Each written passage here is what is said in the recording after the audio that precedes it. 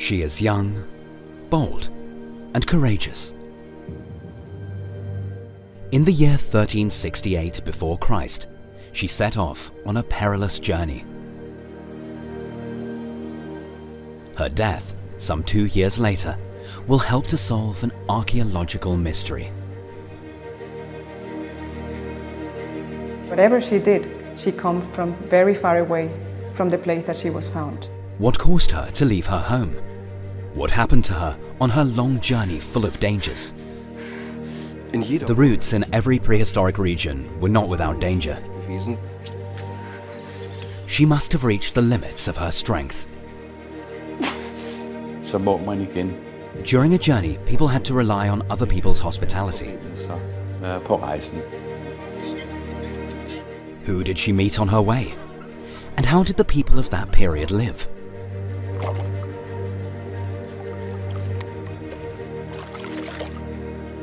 She's more than just a person. She's kind of a person that is telling me a story about how Bronze Age society was at that time. The story of the Egtved Girl opens up a new way of looking at the lives of our ancestors.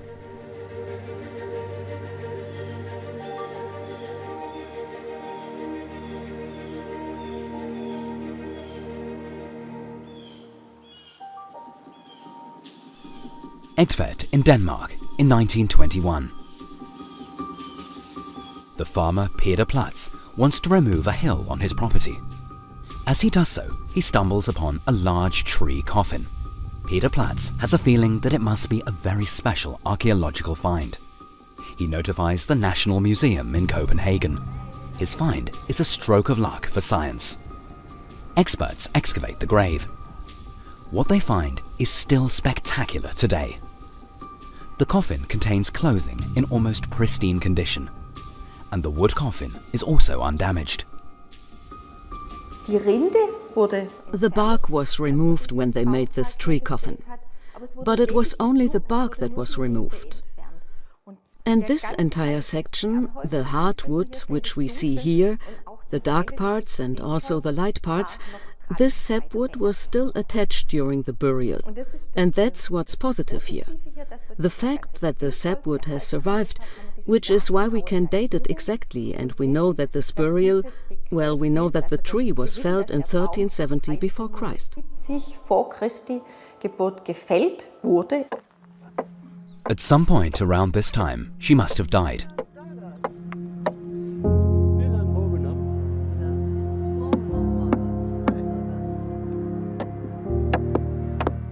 Tree coffin burials are a complex technical feat. The many grave goods the unknown young woman was given are also of a high quality. Why did the people around her make such an effort? Was she an important figure, despite her youth? Oak is very high in tannic acid. Oak is very hard and a wonderful building material, and people knew that. And in an oxygen-free environment, oak can be preserved for thousands of years. One of the aims was to protect this dead person with the burial mound as much as possible, as well as the grave goods, and to preserve everything for as long as possible.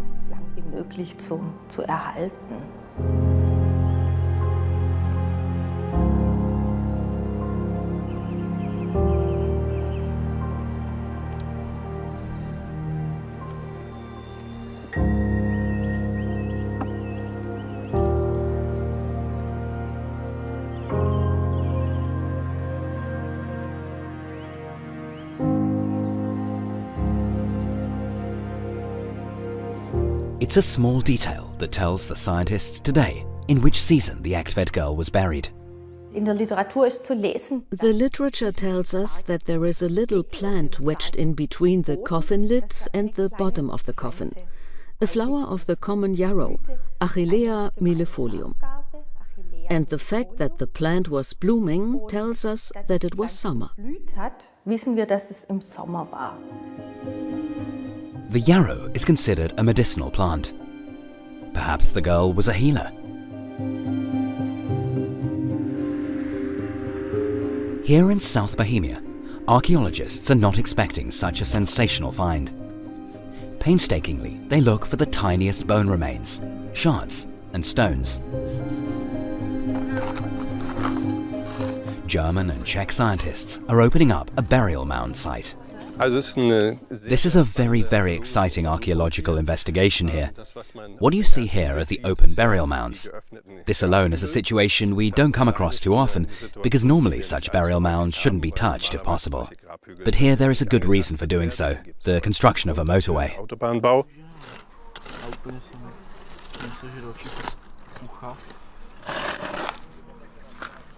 The Bronze Age people piled up this burial mound using sand and stones. The soil is permeable to oxygen, which is why few of the remains are preserved. In Scandinavia, we have a different construction principle for mounds. There, turfs were used as well as plagan soil, which was cut off, and the turfs were piled up on top of each other to form the body of the mound. This influenced various chemical processes, because the turfs also contained other substances, humic matter and other things, than the pure sandy soil. That's another difference between the Scandinavian mounds and the mounds we have here.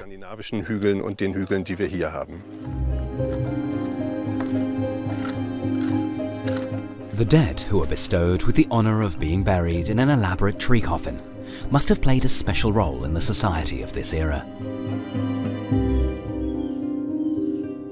Danish scientists want to examine exactly which position the Egtved Girl occupied. Her striking clothes and richly ornamented accessories are an important indication. Når vi ser på Egtved-pigen, when we see the Egtved Girl lying there with her disc-shaped belt plate, we see immediately that a Scandinavian woman was buried here. kvinde. Fordi bæltepladen The belt plate, decorated with spiral ornaments, is a characteristic type of jewelry of the Nordic Bronze Age. smykkeform for den nordiske bronzealder. This means that the Egtved Girl was buried like a Scandinavian, and her disc-shaped belt plate must have had a special significance. Der må have haft en helt særlig betydning. The short wrap skirt made from twisted cords of wool is even rarer and more famous.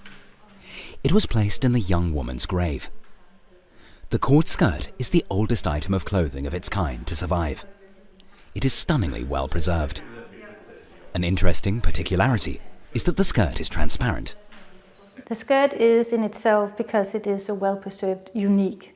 Such a well-preserved item in our collection that shows us how exactly this item was worn and would have looked like is a very fascinating aspect of our textile collections. The object was started by weaving a narrow band, and the weft threads in this band was actually constituting the cords that were later twisted into the main part of the skirt. So it's a combination of weaving and twisting this item. In this way, it's a very simple but also a very ingenious construction.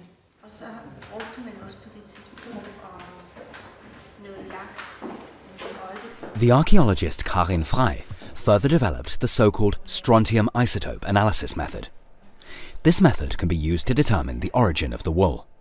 When we actually took the textiles and we realized that it gave a very different picture of what we thought, because her textiles are actually, they seem, the experts in textile research, they say they look very Nordic. So we didn't think that there was something unusual about them.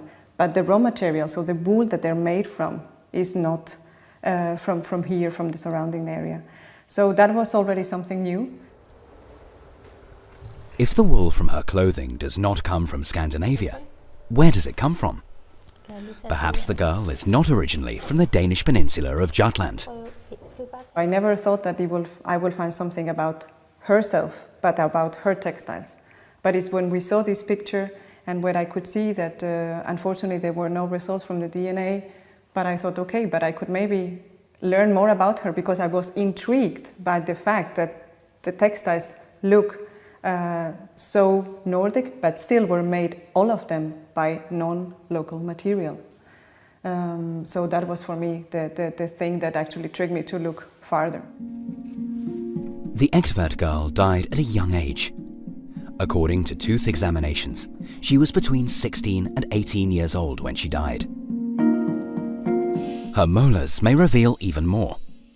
Karin Frey wants to determine her region of origin using strontium isotope analysis. So it's an element that you find in the rocks and in the soil, and that has a special signature depending on the geology.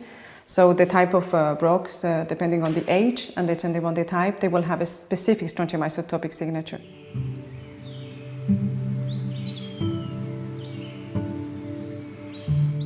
Teeth only grow until adolescence. They can tell us things about where a person comes from. Just like calcium, strontium is needed to build teeth and bones. And you incorporate that when you eat different plants or different animals that grow in that specific area. And the concentration may change, but the strontium isotopic signature is the same. So it's kind of like a GPS that you actually incorporate in your body. Only this analysis helps Karin Frey, because the skeleton is completely decomposed. Only parts of the girl's long hair, fingernails and teeth have survived. The DNA analysis was unsuccessful because in the acidic environment of the oak-coffin, the genetic material in the remains of her body was destroyed. So when I was there with the first measurements, actually the vice director was with me in the room in the mass spectrometer. He was just visiting that day. And I just told him, hey, it looks like, she's not from here. And we just looked at each other and we were extremely excited. And it was amazing. It was really something very special. The Egtved Girl is one of the most famous finds in Denmark. The announcement that she is not Scandinavian immediately causes a stir. Actually, I didn't have big expectations. I just wanted to learn more about her. And I thought that it was incredible. There's no bones left. So her body is not really well preserved. It's not there, actually. So the tooth enamel is one of the few things we have from her. So I thought this is a perfect opportunity for me to look farther. And it was just incredible when I was sitting there and I realized, oh my God, she's actually herself, not from here. It is sometime around the year 1368 before Christ. Crafts have begun to develop in the settlements. The men go hunting and the women grind cereals and sew clothes. The people of the Bronze Age grow spelt, emmer and wheat. They have discovered bronze as a material and they begin to accumulate wealth. Social structures are changing. People try to stand out from the crowd as owners of jewelry, swords and richly decorated garments. Trade networks are becoming increasingly important. During this time, a young woman bids farewell to her family and leaves her homeland. What we know is that she was buried here. So at some point she must have been here. Why? That's of course the big question.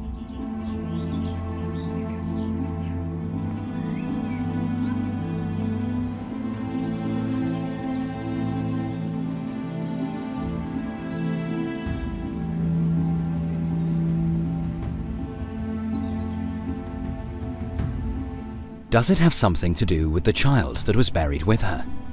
Was it her child? This detail of the find in Egtved also poses a puzzle for the scientists. It's possible that she had taken it with her to Denmark despite the dangers of such a long journey.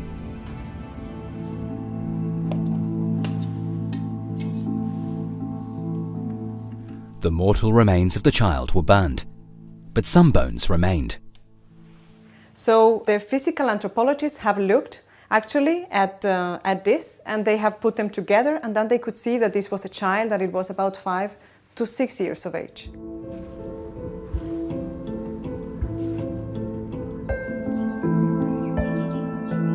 In the Bronze Age, when mortality was high and there were no modern means of communication, saying farewell often meant saying farewell for good. Det er jo meget fascinerende at se. It's intriguing that the Egtved Girl travelled so far. Her. Og der er jo mange. Why was she buried here? En af mulighederne. There are various possibilities. One is that she was married by people from the two regions who knew each other. Området, hvor hun kom fra. Such marriages were able to consolidate trade relations and cement political ties and alliances between different tribes. They also promoted cultural exchange. Flemming Cowell has been researching Bronze Age cultures for decades. A bronze figurine, which was found in Denmark in the 18th century, provides an important clue. Så vi ser altså her et skørt, som Egtved-pigen. Here we see a string skirt like the one the Egtved Girl was wearing. Perhaps it was worn to ritual dances in the Bronze Age. To honor the sun, they did bridges or somersaults. Når vi netop har at gøre med Perhaps such ritual dances and their movements symbolized the course of the sun as it rises and moves across the sky. This is how the people choreographed sophisticated dances. lavet sikkert i indviklede og meget forfinede danse. Did the Egtved Girl, with her short string skirt, her cropped tunic, and ornate disc-shaped belt plate, dance to honor the sun?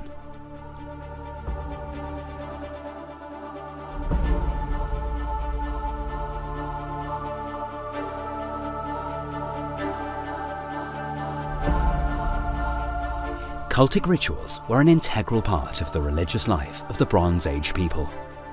The sun symbolized food and life, and earth and water.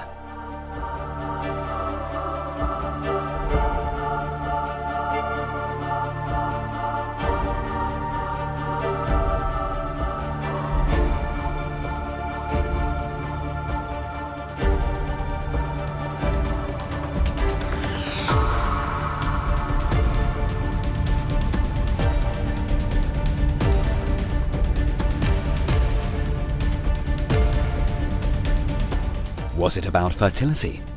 This very exceptional item of clothing could be an indication. Because her wild dance moves revealed the girl's belly under her skirt. Certainly an erotic component. The precious belt plate also hints at sun worshipping.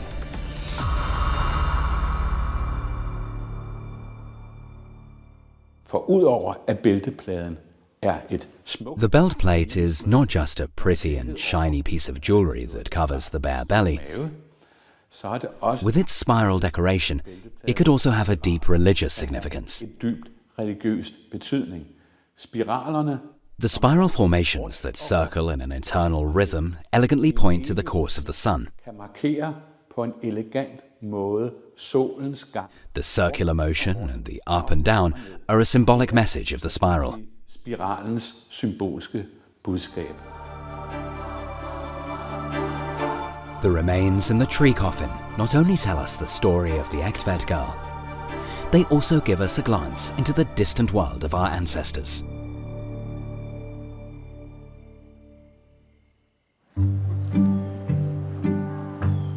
In the Albersdorf Open Air Museum, students live and work for a week like our ancestors in the Bronze Age to find out what their lives were like. The tree coffin contains a vessel with dried remains of beer. It has been shown to contain 50 different ingredients. Konstantin Böck tries to brew this beer. Für das Bier, was ich jetzt mache, habe ich For this beer I'm making, I use mostly wheat like the one in the grave. Originalbefund war Preiselbeere, Honig. The original contained lingonberry, honey, and a mix of plants and mugwort as a spice. Beifuß dazu noch. Und das ist eben das, was ich meine. And that's what I mean. That's how it was done with the Egtved Girl drink, the lingonberry. Gemacht wurde, dass eben diese Preiselbeere, weil There's yeast as well as berries. Yeast was added so that it ferments, because otherwise all you have is a sweet mash of berries. hat man eigentlich nur einen süßen Getreidebrei. Beer brewing has always been an elaborate process. The art of beer making goes hand in hand with people becoming sedentary. Settlements were formed and fields were tilled. Only those who grew enough grain to have enough to eat and a little bit left over for fermenting could afford to brew beer.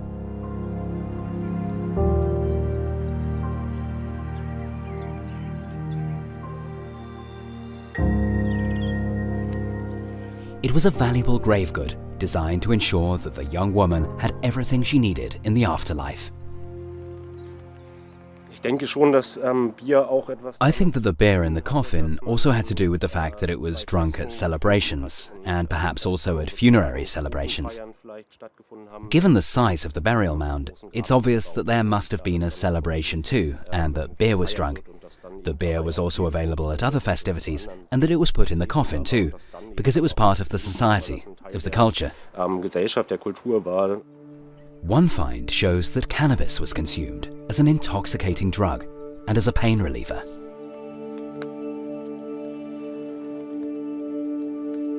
Sweat lodges were used to strengthen the immune system and improve well-being. Physical and spiritual cleansing, perhaps combined as a ritual act. The steam was generated by pouring water over hot stones. The idea that people walked around unkempt is wrong. They must have known how important cleanliness was, and also about the healing power of hot, moist air. This is further evidence of a rapidly developing society.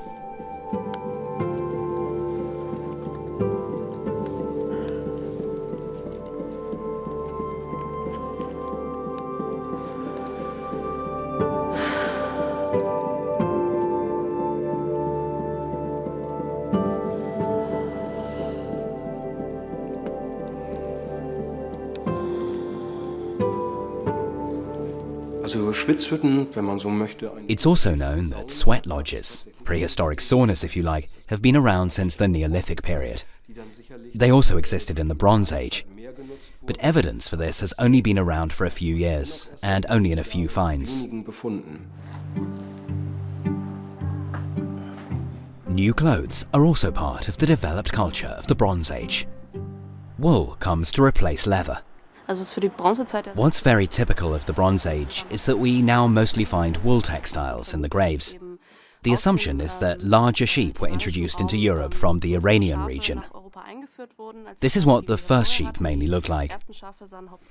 They still had quite pronounced guard hair and not that much of an undercoat. And in the eastern region, this was bred further, which created wool fleece, like this one here. And this was introduced with these larger sheep from the end of the Neolithic until the start of the Bronze Age.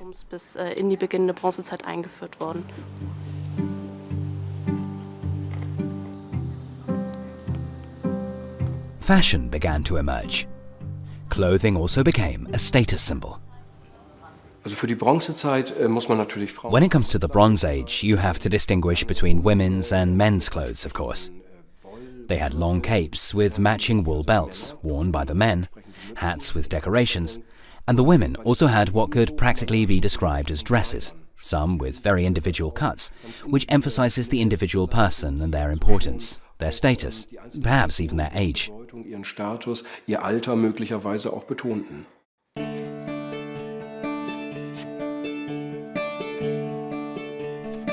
Women started to weave and sew clothes using sheep's wool. And they did so with exceptional skill and a real sense for shape and colour. The raw material wool became a sought-after commodity.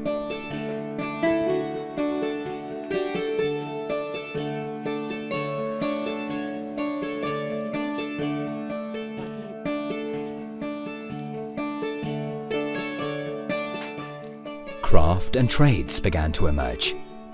These were the beginnings of the division of labour as we know it today.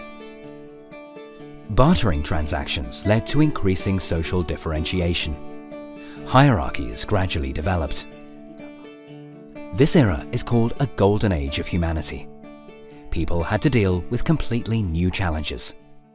There must have been such a large textile production that they were absolutely not able to produce the raw materials for this production themselves, that they had to import the raw materials from other areas.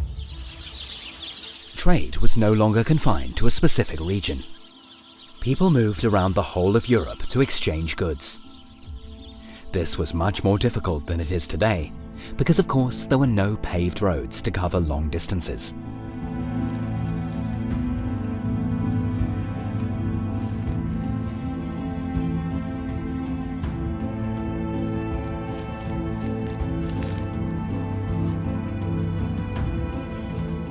Karin Frey was surprised to discover how far the Egtved Girl had to walk from her home region to Denmark. What we think is that because in the Schwarzwald, in the Black Forest area, you have a quite complex geology, and there you have all these different strontium isotopic signatures within quite a relatively small area, so to say. Still big, but still rather small. You have all these different strontium isotopic signatures that you have in the textiles, and also the ones that you have both in her teeth and in her hair. The young girl walked over 1,000 kilometers through valleys, dense forests, and perilous swamps. She also had to cross rivers. Even for an adult and experienced man, this would have been a real challenge.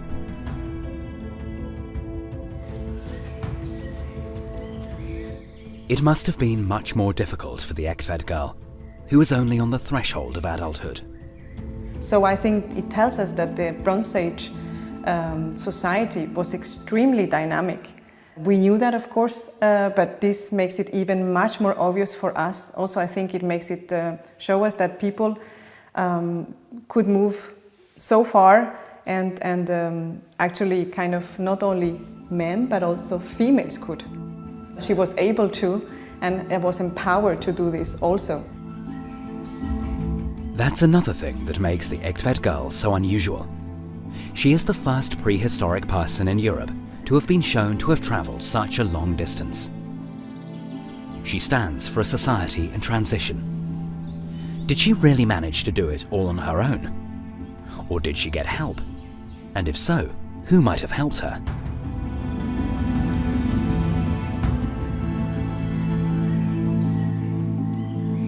Så vi må regne med, at hun ikke rejste alene, men sammen med nogen. We believe that she didn't travel on her own, but rather perhaps as part of a caravan with many other people. Muligheden foreligger, at She may have travelled along the German rivers on her way across Europe. Europa, formodentlig langs med de tyske floder. There are probably a few places where she could stay the night and get something to eat. Nogle steder, hvor man kunne få mad. Such contacts were essential for survival. Small settlements offered shelter and shared their food. The bronze axe and saw allowed people to cut down woodland and turn it into arable land for growing grains. Fishing evolved, and people used spears and fish traps.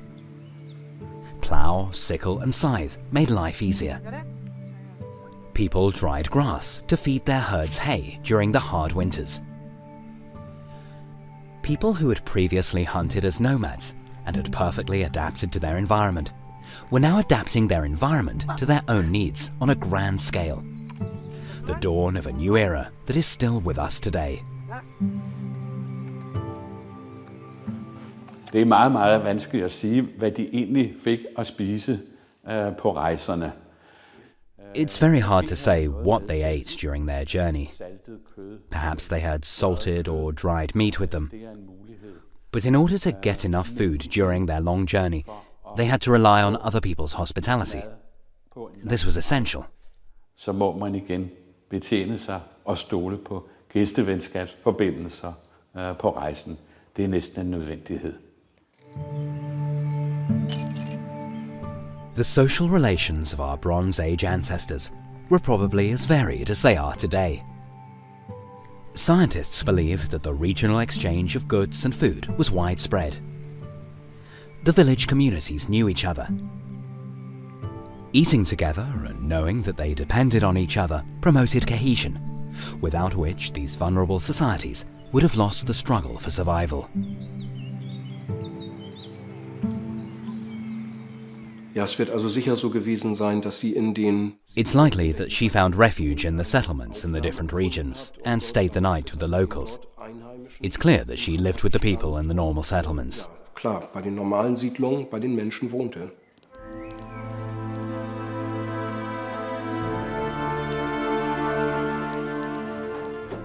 Grave finds show that Europe-wide networks developed. They even extended across the sea. Was such a network the reason for her trip? Research shows that, surprisingly, a particularly large number of women migrated. Was their aim to combine business with their private life? It is likely that it was women who spread cultural practices, skills, and techniques across Europe. Aber es muss so gewesen sein, dass es eben... It must have been the case that these contact routes were all along the way, so that the various stations could be used. Of course, this trading society will have had trading centres and ports of call where you could stop off as a stranger, as a trader, and she is likely to have been guided to them. Und daran wird sie sich sicherlich orientiert haben.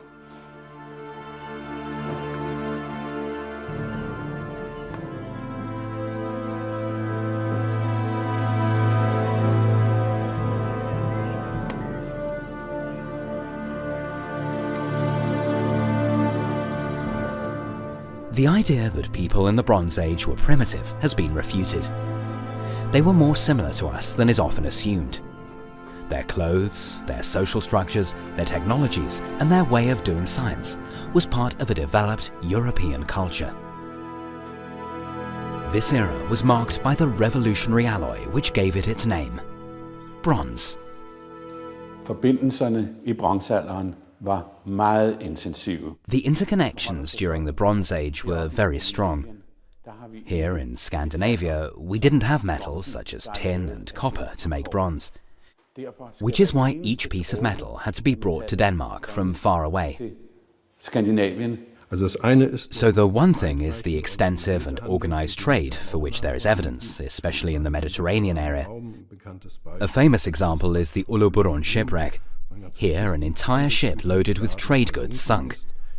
This, without a doubt, is proof of organized trade on a large scale. The other thing is what we call small-scale supplies in various regions of Europe during the Bronze Age, where we see completely different materials being exchanged. Tin from Cornwall, the Mediterranean area, even from faraway regions like Afghanistan, was traded for copper from the Alpine region and the Balkans. Northern Europe, on the other hand, had a very special precious commodity.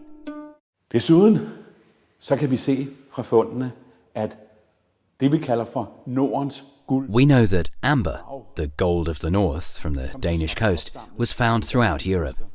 Det er kommet langt ned gennem Europa. Vi har fund af rav.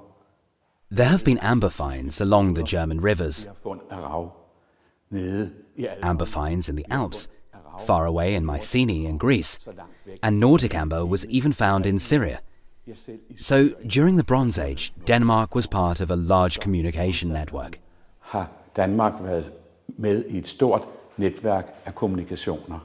Also Bernstein war natürlich ein ganz wichtiger... Amber was of course a very important stone for jewellery, which in all likelihood did not just have a decorative function, but was also significant as a lucky charm or had a deeper function, especially since it was very rare, and some places where the amber was found are far away from the original deposits. Die doch sehr weit von den Lagerstätten entfernt sind. Such a precious gemstone had to be carefully guarded and hidden from thieves. There was no state order at the time that could have at least attempted to protect the individual on such a long journey.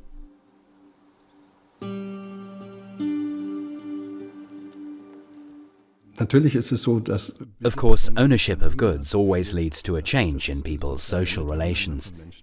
There's envy, there's resentment, there are needs. Some have capacities, and others do not. This is all human. We're familiar with this from our own time, and it leads to conflicts, tensions, and confrontations. Wealth creates envy and greed. In addition to trade, the first wars over raw materials began to be fought. The battlefield in the Tolenza Valley is evidence of that. Between 750 and 1,000 people died there in the Bronze Age. Archaeologists have excavated thousands of bones and weapons made of flint, wood, and bronze. Hella Hartenbuger and Melanie Schwinning examine the bone finds using methods from engineering. Ja, also wir haben hier einen Here we have the thigh bone of a young man that had broken into two fragments. der in zwei You have to imagine this bone being held in place in the body with muscles and tendons, which are also under tension. The pain the poor man was suffering must have been unspeakable, and he would definitely not have been able to use his legs anymore. It's also well known that quite often when a weapon is pulled out of a wound, that the damage is even greater than the damage caused by the original attack if the weapon had not been pulled out. That also tells you something about the brutality of it. But bronze was very valuable, and when the spearheads or arrowheads were made of bronze, people wanted them back. This is an exceptional site. The bone's state of preservation is remarkable. The number of individuals, or remains of individuals, is quite exceptional. So this really is and remains an archaeological sensation, and it will be a reference point for many years for Bronze Age research, without doubt.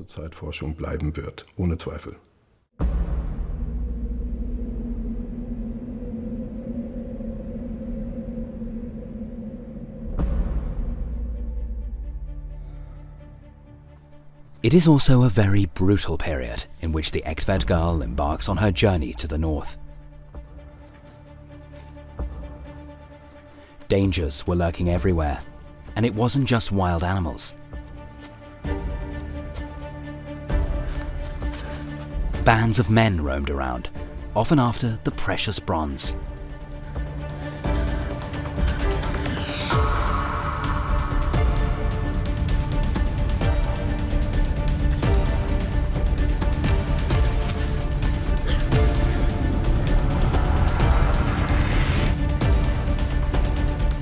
Archaeologists have found many buried pieces of gold and bronze throughout Central Europe.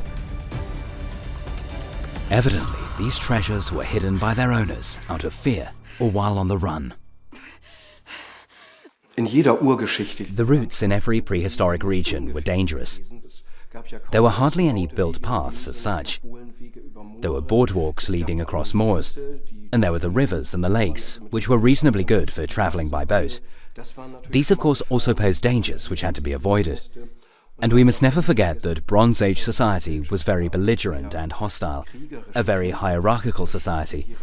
And that, of course, also means that if I come to such a society as a stranger, as a person from somewhere else, it couldn't always have been easy for the travellers.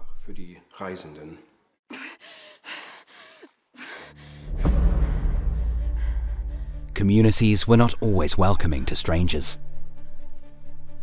There were also enemies, and they could be lurking anywhere without you knowing about it beforehand, because the path led through unfamiliar terrain. You had to be alert by day and by night, which harboured very different kinds of dangers.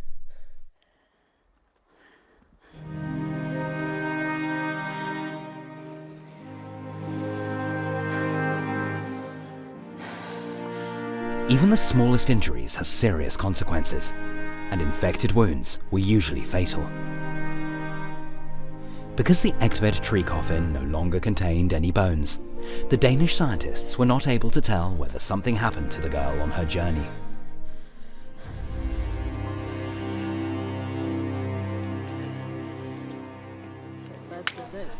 In Albersdorf, the students produce weapons and tools from flint.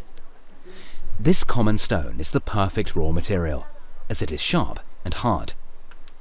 It was used for a long time alongside bronze, which was rare and precious.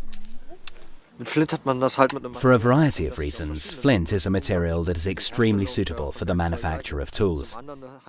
It's also a very tough and stable material, which, however, cracks easily because of its inner tension. Its properties are similar to those of glass. As you can see here, it has a very sharp edge when it breaks. And what's more, it breaks in a very, very predictable way, which is especially noticeable here in this spot. To make complex things like a dagger, for example, you need many years of experience, because it requires special techniques to make this area so narrow without breaking the blades. Basically, you have to do it in a single blow, or you have to start again, because the stone becomes useless. At the beginning of the Bronze Age, flint was indispensable in people's daily lives, for example, to make spearheads. Flint was also used to make fire. Only gradually was it replaced by weapons and tools made of bronze. Due to a rise in average temperatures, there was plenty of game, fish, and grains such as einkorn and emmer, barley, spelt, and millet. Pulses like peas and lentils were nutritious and filling. The rich supply of food allowed new cultures to flourish and promoted social development.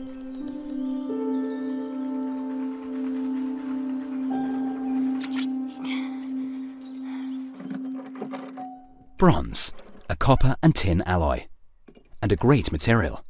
It is easy to forge, yet tougher than anything else people had known before. The precious bronze was cast into bars, either for later personal use or as a sought-after commodity. Melting it, however, is a real challenge. Bronze becomes a liquid at 1048 degrees.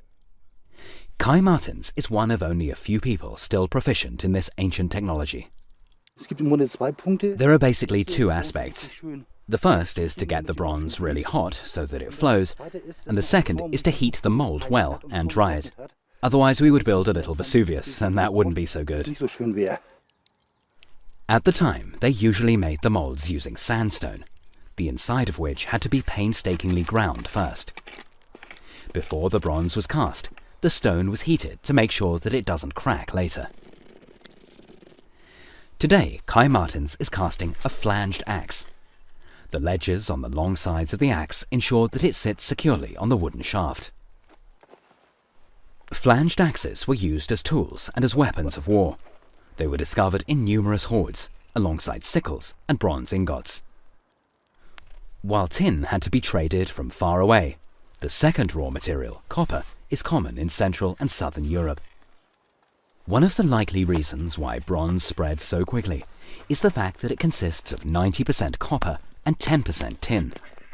And it's these 10% that give bronze its hardness. Super, was geworden. Hätte ich nicht gedacht. Aber für die gesamte menschliche... For human culture as a whole, this was relatively important, because at this time many specialists emerged, professions developed. Traders, shipbuilders, I almost said mining engineers. What I meant, of course, is people who worked underground and so forth. They didn't exist in this form before then. In der Form nicht.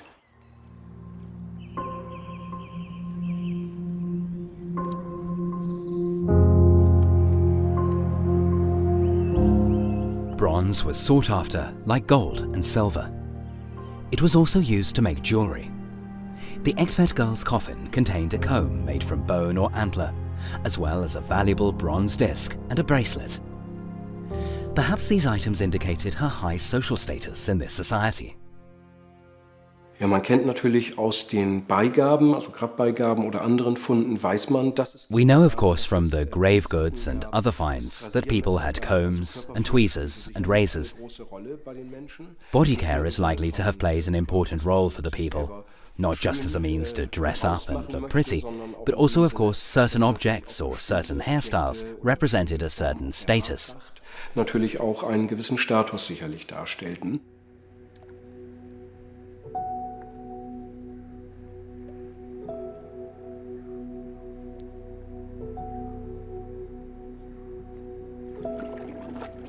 They cared for their skin and hair. It's quite obvious that the people of the Bronze Age were much cleaner than we usually assume. When she died, the Egtved Girl's hair was short at the sides and long at the back, a fact that allows the scientists to find out more details about her life. Human hairs in particular, which grow 1 centimetre a month on average, are a storage medium that can tell us a lot. They give the scientists insights into the last 2 years before the girl's death. But what is extremely exciting about human hair is that it's a kind of high-resolution archive of where we have been, so we can actually cut it in pieces, and this is a part of what we have left of the sample that we took from the Egtved Girl. And the hair was about 23 centimeters long, so we could cut it months per month to kind of retrieve the whole travel that she had made.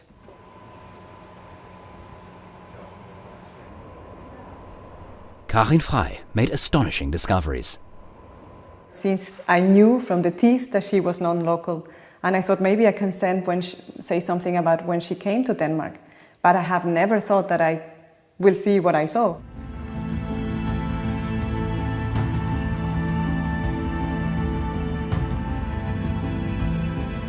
The scientist found out where the Egtved Girl had been in the last 2 years of her life, and how much she had travelled. I could see that she had been traveled forth and back in very long distances from where she was buried. And this was extremely interesting and breathtaking in a way.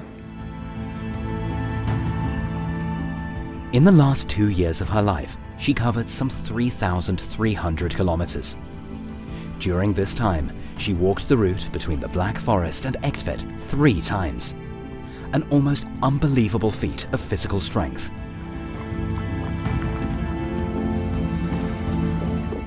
Det er jo noget af en gåde, vi har fået. It's a mystery posed by the new strontium isotope analysis technique.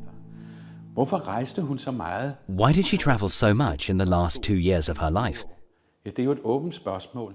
This question will remain unanswered, but I suspect that links between Scandinavia and the Alps played a role. Mellem Skandinavien og området ved Alperne. Copper was probably imported from the Alpine region. Men vi har jo også set, at We were also able to tell from the girl's clothing that wool was traded over long distances. materialet, som blev forhandlet over lange afstande.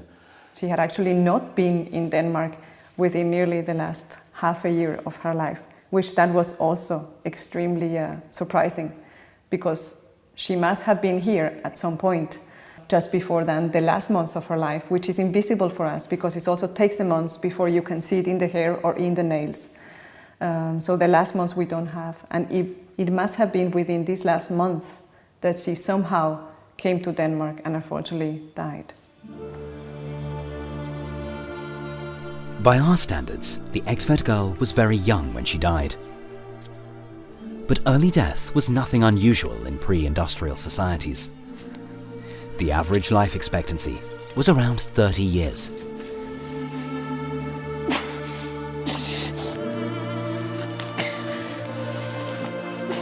Did the exertion from her long walks affect her health?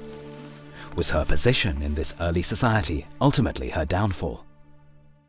So something happened to her within the last 6 months of her life, a period where she actually either didn't get enough to eat, or that she was ill, or maybe even she was pregnant.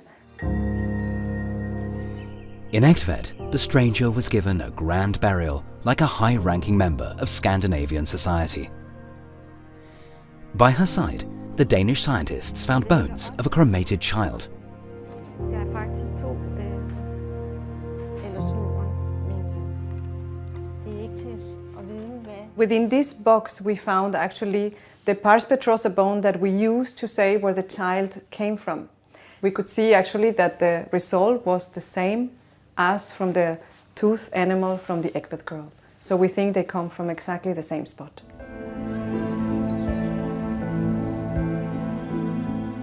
Did they both turn their backs on their homeland in the Black Forest? Was it her child? What did it die of? Jeg tror selv, at det er en, som hun er i familie med. Det behøver heller ikke at I være personally believe that the child is a family member of hers. It doesn't have to be her daughter. fra helt andre grave. Incidentally, we know from other graves that children were rarely buried on their own in the Bronze Age. I bronzealderen. Men at når der er børn, Children often lie with the adults. så er de sit sammen med. Perhaps it was good for them to follow an older person into death. Det var godt, It meant that they could go to another world with the adult. således at de sammen med den voksne kunne komme videre til en anden verden. More recent discoveries provided proof of something that scientists previously had only speculated about, namely that the Egtved Girl is not an isolated case. Karin Frey has a new and spectacular find in her laboratory. The Skridstrup woman had also travelled to Denmark from far away. She too was given a lavish burial in Jutland. We are so lucky in Denmark that we actually have comparable females from the same period, and even one of them is even nearly from the surrounding or area not far away, and also she's about the same age as the Egtved Girl. So it's very exciting to see that we can study other women, and she also has teeth and is very well preserved and has great textiles, but they look very different. The thing is that I want to know more about the females after I have realized all what we could learn from the Egtved Girl. In South Bohemia, scientists from Hamburg University are also looking for finds from the Bronze Age. Here, too, they are looking for further evidence of the Europe-wide mobility of women in this harsh period.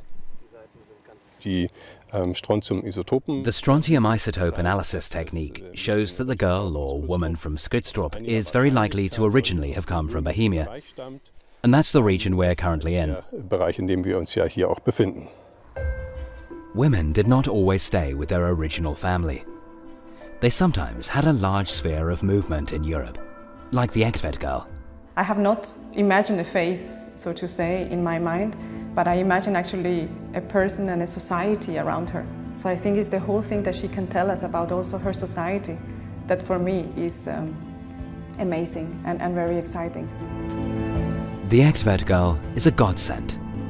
It is fascinating to be able to unravel all these hidden stories in our material, in our past, so that it is not just something which is stored in a museum, but is something that is actually relevant to us today. I think the biggest adventure I have ever experienced, definitely. It was, and it still is, because I still think a lot about it and think how lucky and fortunate we were to actually look so deep into a human's life from the Bronze Age, and how much they have actually still to tell us. The story of the girl from Egtved still touches us today, thousands of years later. She was almost a child when she left her home. She walked through the whole of Germany, there and back, with an unknown task.